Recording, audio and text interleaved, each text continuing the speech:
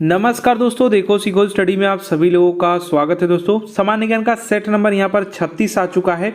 अगर आप एग्जाम देने जा रहे हो यूपी ट्रिपल सी का जूनियर असिस्टेंट या फिर PT, UP police, VPO, video, railway, SSC, GD, MTS, tradesman, group D, RPF, Delhi police या कोई भी एग्जाम जिसमें आपका सामान्य ज्ञान पूछा जाता है, तो आप सभी लोगों के लिए बहुत इंपॉर्टेंट ये सेट होगा और 100% दोस्तों जो है क्वेश्चन हमारे सेट से फंसने के चांसेस हैं।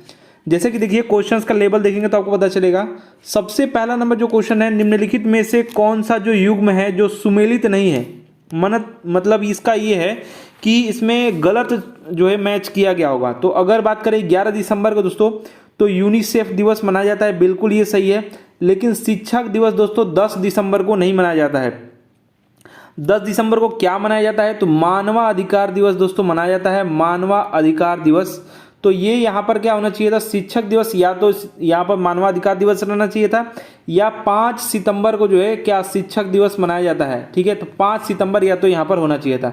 तो यही आपका सुमेलित नहीं है, बाकी आपका ठीक है। 9 दिसंबर को अंतर्राष्ट्रीय जो है भ्रष्टाचार विरोधी दिवस, 7 दिसंबर को झंडा दिवस सशस्त्र बल का। दोस्तों यहाँ पर बात करें कुछ इंपॉर्टेंट और है, जैसे कि आपका 8 मार्च को जो है विश्व महिला दिवस मनाया जाता है, 22 अप्रैल को दोस्तों जो है पृथ्वी दिवस और 22 मार्च को जल दिवस मनाया जाता है। नेक्स्ट बात करेंगे बसंत रस जो है दोस्तों किस राज्य का लोक नृत्य है। ये जो बसंत रस है ये किस राज्य का लोक नृत्य है आपको बताना है।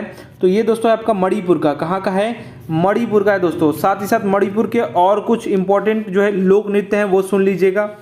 नूपा नृत्य हो गया, आपका डोल चोलम हो गया और थांगटा, ये तीनों के तीनों बहुत इंपॉर्टेंट हैं और मणिपुर के लोक नृत्य हैं। नागालैंड के लोक नृत्य याद करेंगे तो रेंगमा हो जाएगा, नूरालीम हो जाएगा, खैवा हो जाएगा, चंगी नृत्य भी हो जाएगा। तो ये आपका नागालैंड के हो जाएंगे। अगर बात करें दोस्तों उड़ीसा के, तो उड़ीसा के दोस्तों जो है सवरी हो जाएगा, धूमरा हो जाएगा, पैका हो जाएगा, मुडरी हो जाएगा। ये सब जो है लोक नृत्य है उड़ीसा के। ठीक है, और दोस्तों आप जानते ही हैं डांडिया और जो चीज़ें हैं वो कहाँ के हैं, वो आपके गुजरात के हैं।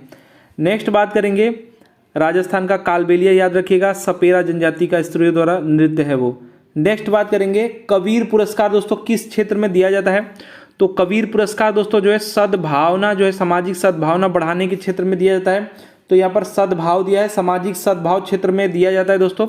और अगर बात करें कबीर सम्मान दोस्तों कौन देता है, तो याद रखेंगे एमपी दोस्तों, मतलब मध्य प्रदेश सरकार द्वारा दिया जाता है कबीर सम्मान। ठीक है, और दोस्तों जामनलाल जो बजाज पुरस्कार है गांधीवादी विचारों के लिए या सामुदायिक सेवा जो होगा, सामाजिक विकास हो गया, इसके लिए दिया जाता है।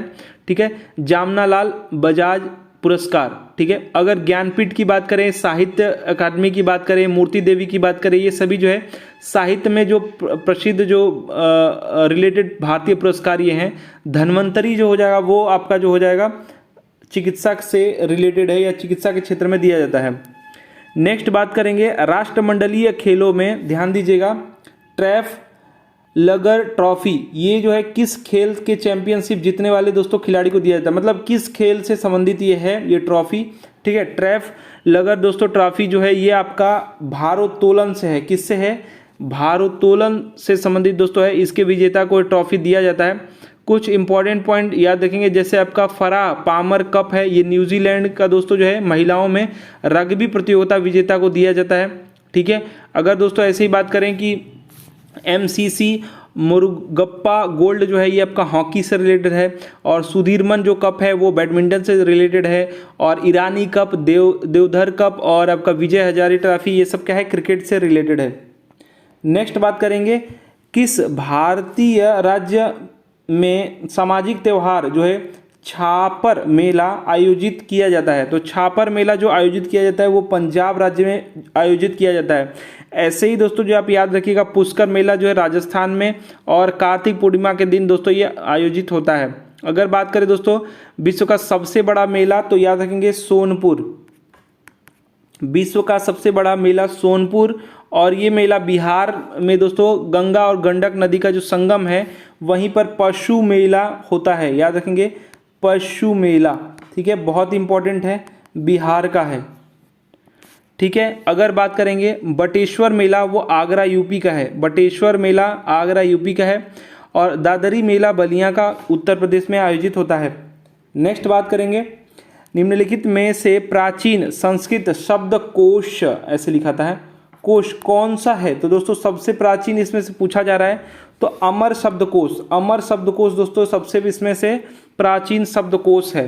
तो अमर सिंह ने दोस्तों इसका रचना किया था, और अमर सिंह जो थे वो चंद्रगुप्त द्वितीय के, चंद्रगुप्त द्वितीय उनके दोस्तों जो है समकालीन थे। कौन था? अमर सिंह। ठीक है, इन्होंने दोस्तों इसका रचना किया था। साथ ही साथ अब याद रखेंगे अमर शब्द को दोस्तों और भी नामों से जानते हैं। एक तो तिकांड हो गया, उसके बाद नामलिंगानुशासन। ठीक है, तो तीनों याद रखेंगे। एक तो अमर कोश कहते हैं, उसके बाद दोस्तों आप कहते हैं तिकांड, और फिर कहते हैं नामलिंगानुशासन। साथ ही साथ सबसे पुराना जो मैंने आपको बताया प्राचीनतम शब्द संकलन वो निघंटु है। क्या नाम है? निघंटु। और ये किसका है? प्रजापति कश्यप का दोस्तों ये है। चलिए नेक्स्ट क्वेश्चन है इंटरनेशनल जो है रिन्यूएबल एनर्जी एजेंसी का मुख्यालय, इंटरनेशनल रिन्यूएबल जो है एनर्जी एजेंसी का मुख्यालय कहाँ पर है? ये अबू धाबी में है। कहाँ है? अबू धाबी में है। साथ ही साथ दोस्तों बात करेंगे ट्रांसपेरेंसी इंटरनेशनल का मुख्यालय कहाँ है? बर्लिन जर्मनी में है। अगर बात करेंगे अंतर्राष्ट्रीय श्रम संगठन का मुख्यालय वो कहाँ है? तो वो आपका जेनेवा स्विट्जरलैंड में है। और बात करेंगे इस्लामी सहयोग संगठन का जो दोस्तों तो वो आपका सऊदी अरब में है। कहाँ है? सऊदी अरब में। तो कुछ इंपॉर्टेंट पॉइंट्स थे।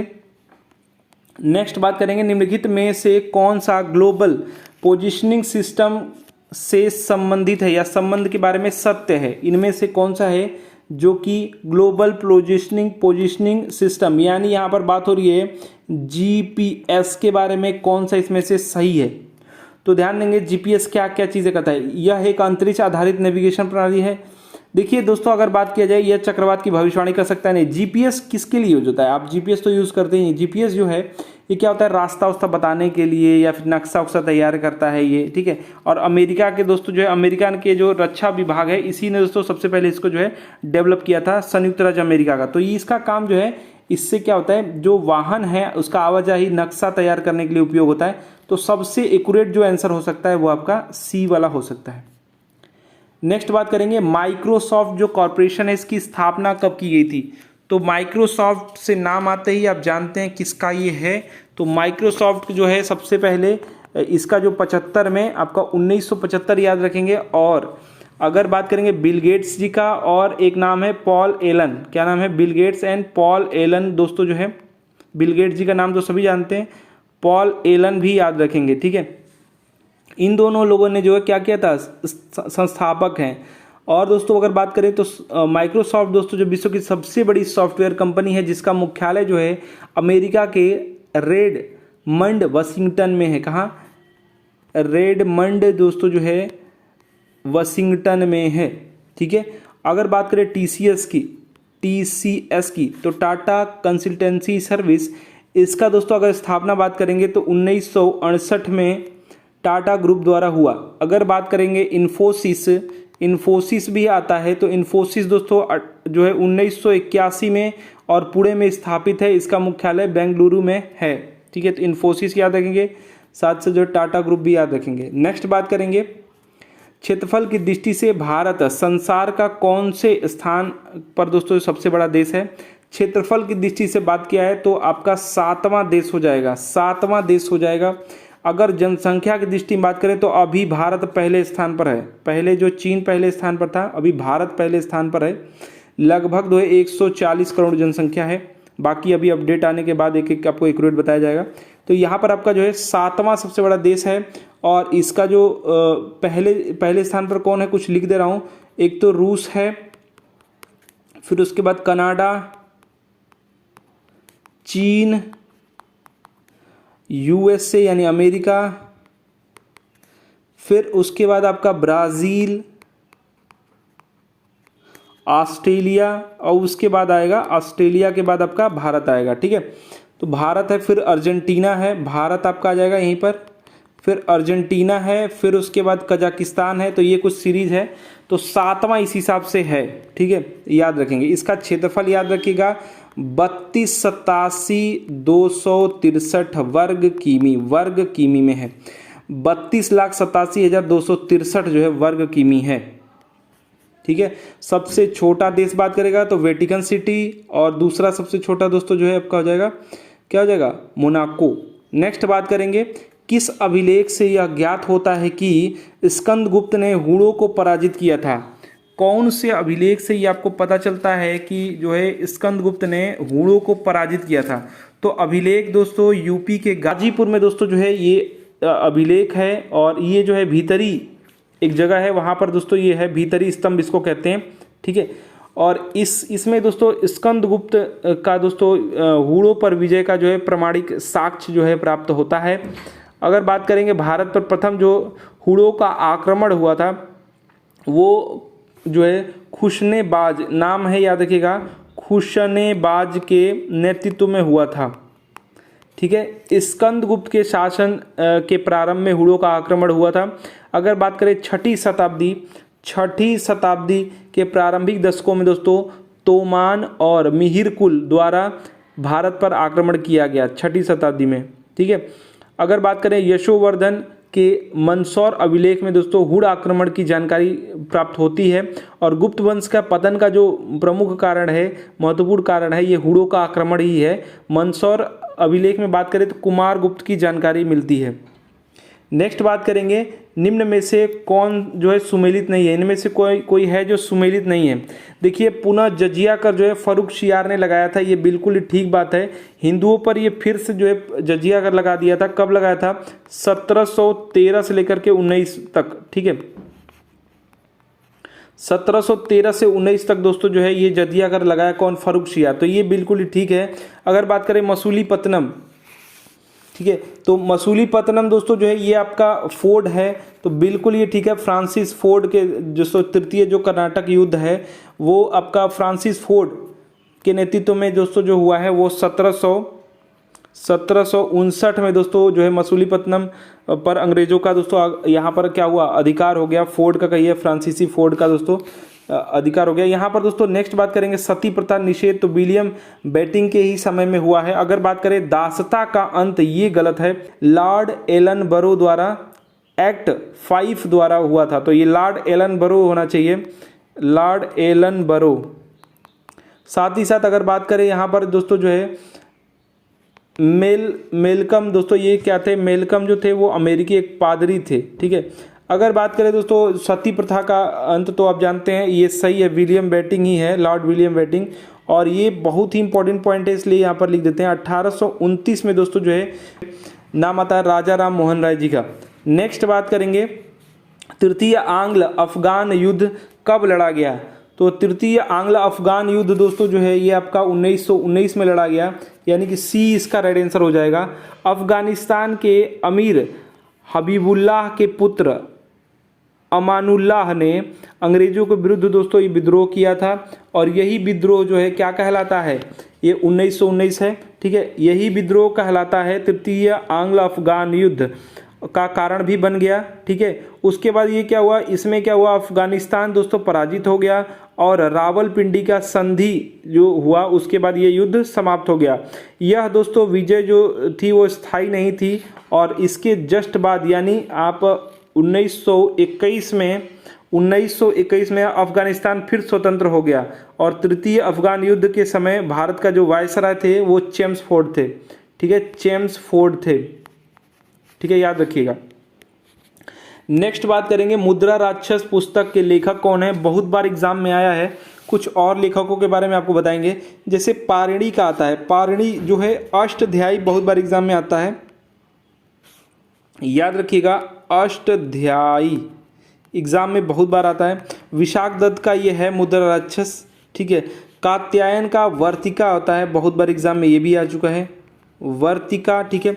भास का दोस्तों स्वप्नवास वदंता, स्वप्न, ठीक है, वास वदत्ता, ठीक है, स्वप्नवास वदत्ता भास का, तो ये विशाखदत्त का हो जाएगा मुद्रा राक्षस, ठीक है। नेक्स्ट बात करेंगे, किस सुल्तान ने बढ़ा हुआ भू राजस्व उपज का 50% को पुनः क्या कर दिया, उपज का 1/3 यानी कि जो है 33% कर दिया।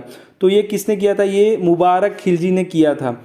इसमें कुछ इंपॉर्टेंट पॉइंट ये जानेंगे कि जो मुबारक खिलजी थे ये दोस्तों अंतिम खिलजी वंश के अंतिम शासक थे और इसने स्वयं को दोस्तों खलीफा घोषित किया था। मेन इंपॉर्टेंट पॉइंट ये है कि ये 50% लगाया कौन था, तो लगाया कौन था, सबसे क्रूर जो यहाँ पर अलाउद्दीन खिलजी। अलाउद्दीन खिलजी ने दोस्तों क्या किया था कि प्रथम सुल्तान था, इसने क्या किया था, जिसने जो 50% भू राजस्व कर लगा दिया था। कितना परसेंट, 50% लगा दिया था, याद रखिएगा। और इसने क्या किया था, इसके अलावा और भी वो कर लेता था, जैसे घर का गृह टैक्स लेता था, मतलब घर कर गृह कर लेता था। साथ ही साथ चारागाह आपके पास है तो उसका भी ये जो है लेता था कर, ठीक है। ये बहुत सारी चीज़ें वसूलता था और बहुत कुछ करता था अलाउद्दीन। लेकिन यहाँ पर क्या 1/3 कौन कर दिया, 33% कौन कर दिया, मुबारक खिलजी ने कर दिया। तो याद रखिएगा बी राइट आंसर हो जाएगा।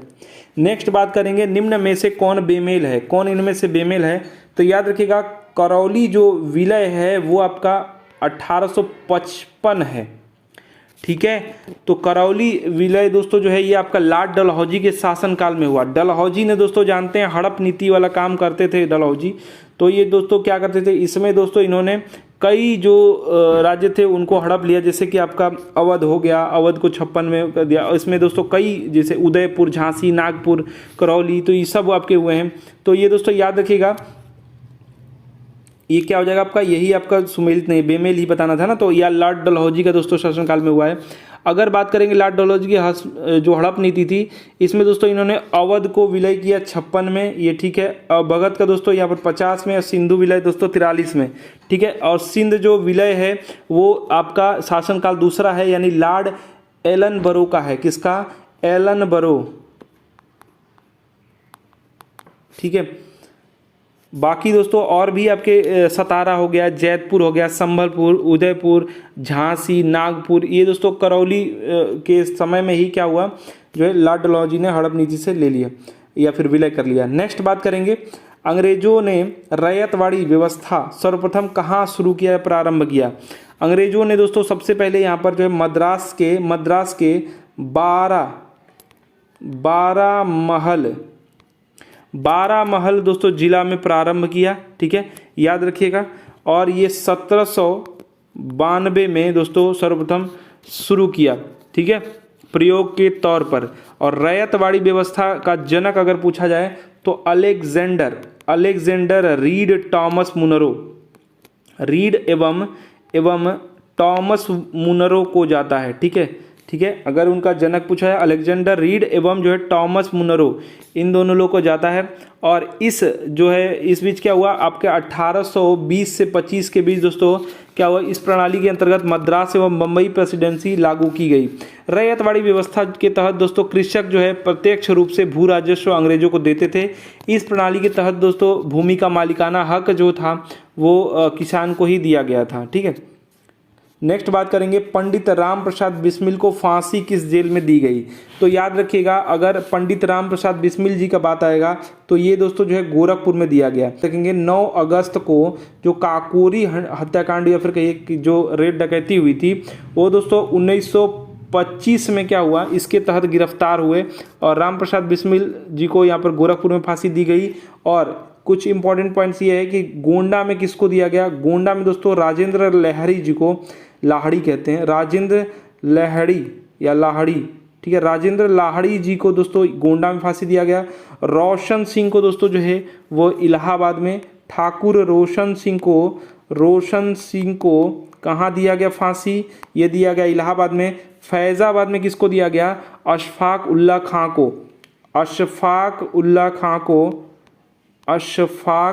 खां को दोस्तों जो है फैज़ाबाद में फांसी दिया गया था। ये सभी पॉइंट याद रखेंगे। पंडित राम प्रसाद बिस्मिल जी को गोरखपुर में, गोंडा में राजेंद्र लाहिड़ी को और ठाकुर रोशन सिंह को दिया गया इलाहाबाद में और फैज़ाबाद में अशफाक उल्ला खां को दिया गया, याद रखेंगे। नेक्स्ट बात करेंगे, निम्न में सबसे पहले क्या हुआ, इनमें से सबसे पहले क्या हुआ। तो अगर बात करें दोस्तों तो इसका जो राइट आंसर हो जाएगा पेशावर षड्यंत्र है, षड्यंत्र है ये दोस्तों, ये सबसे पहले हुआ, यानी कि अगर समय की बात करें तो 1922 में हुआ, ठीक है। मेरठ जो हुआ वो आपका 1929 में हुआ, ठीक है। तो यहाँ पर आपका बी राइट आंसर हो जाएगा। और कुछ आप देखना चाहिए, जिससे आपका जो कुलाधिपति पर जो गोली चलाई थी यहाँ पर वीणा दास जी ने, वो आपका 1932 में चलाया था। प्रत्यक्ष कार्यवाही दिवस जो मनाया जाता है या फिर जो मनाया गया वो दोस्तों जो है 16 अगस्त 1946 को दोस्तों जो है कार्रवाई दिवस मनाया गया, प्रत्यक्ष कार्रवाई दिवस, ठीक है। 16 अगस्त जो है 1946 को मुस्लिम लीग ने प्रत्यक्ष कार्रवाई दिवस मनाया। तो इसमें से बात किया जाए तो पेशावर षड्यंत्र दोस्तों जो है ये सबसे पहले, यानी बी इसका राइट आंसर हो जाएगा।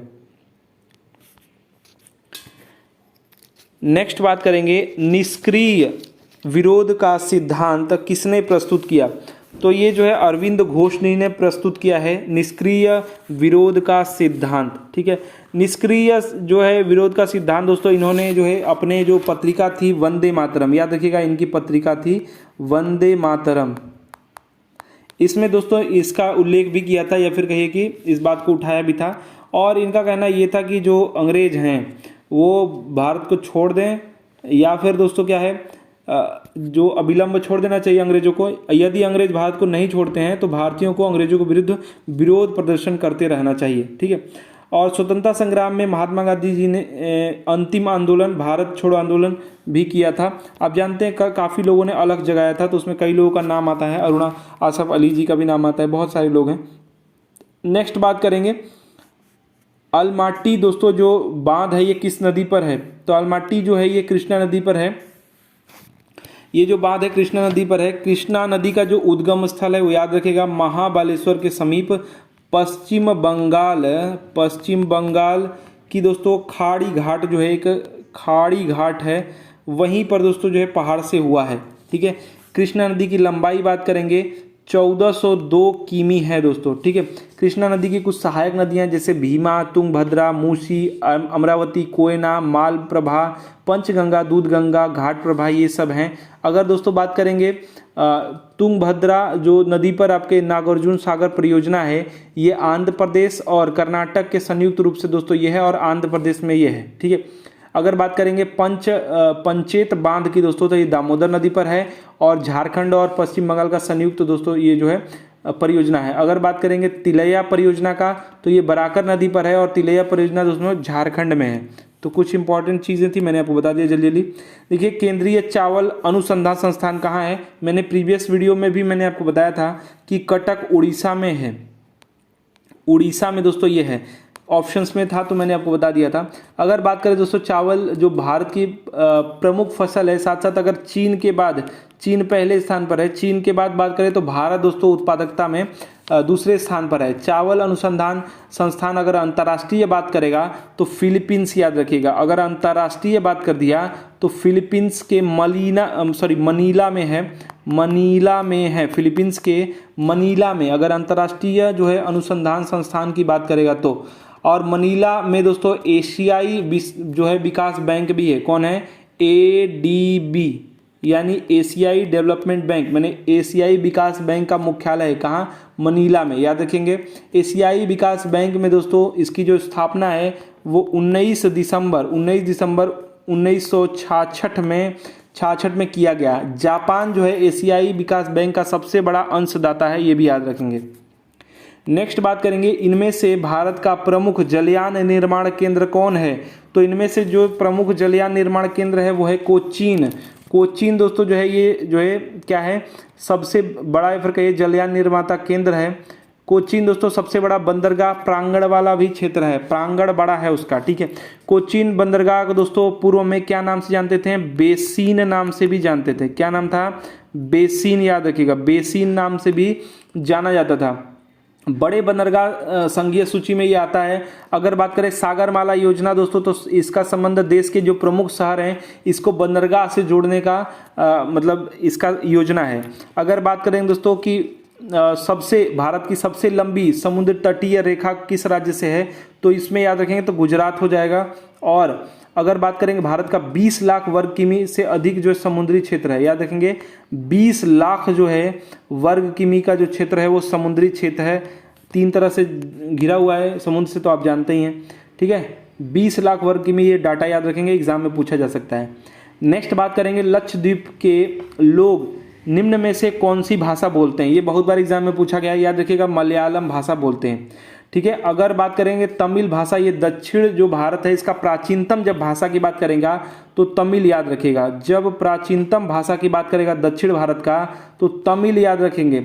और लक्षद्वीप दोस्तों जो है प्रवाल द्वीप है। और लक्षद्वीप अगर बात करेंगे कि लक्षद्वीप दोस्तों किस हाई कोर्ट के अंतर्गत आता है, लक्षद्वीप की जब बात आएगा तो याद रखिएगा केरल हाई कोर्ट के अंतर्गत। अंडोमान निकोबार आ जाएगा, अंडोमान निकोबार जो आ जाएगा तो ये जो है कोलकाता हाई कोर्ट के अंतर्गत। तो ये सब कुछ पॉइंट्स हैं। जैसे आपका कन्नड़ जो है ये कर्नाटक की राजकीय भाषा है, तेलुगु जो है आंध्र प्रदेश की भाषा है, नागालैंड का राजकीय भाषा अंग्रेजी है यानी इंग्लिश है, ठीक है। अगर बात किया जाए कि दोस्तों जो सबसे भारत का सबसे छोटा केंद्र शासित प्रदेश कौन है, तो यही आपका लक्षद्वीप ही है, ठीक है। और भारत का दोस्तों सौर ऊर्जा परियोजना भेल जो है द्वारा, यहाँ पर बांगरू द्वीप है लक्षद्वीप में, ये स्थापित है वहाँ पर, ठीक है, भेल द्वारा ये है, ठीक है। लक्षद्वीप की भाषा जो है मलयालम है और एक और है जेसरी द्वीप भाषा है दोस्तों ये। और आपका माहल भी है, क्या है, माहल भी एक इनका भाषा है। अगर स्थापना बात करेंगे लक्षद्वीप का तो 1956 याद रखिएगा, 1956। राजधानी दोस्तों करावती है। लिंग अनुपात जो है वो 900 आपका 46 है। लक्षद्वीप दोस्तों लैगून क्रीड़ा, जल क्रीड़ा और तैराकी हेतु जो है प्रसिद्ध है। लैगून जल क्रीड़ा और जो है तैराकी हेतु ये प्रसिद्ध है। और आद्रेतु दोस्तों जो है सबसे बड़ा जो है लक्षद्वीप का सबसे बड़ा जो है द्वीप है। नेक्स्ट और लास्ट क्वेश्चन बात करेंगे, गंगा में दक्षिण से मिलने वाली नदियाँ।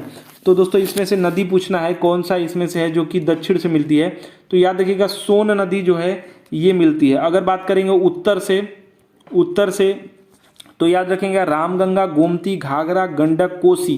कौन है, रामगंगा, गोमती, घाघरा, गंडक, कोसी, ये जो है उत्तर से मिलने वाली है।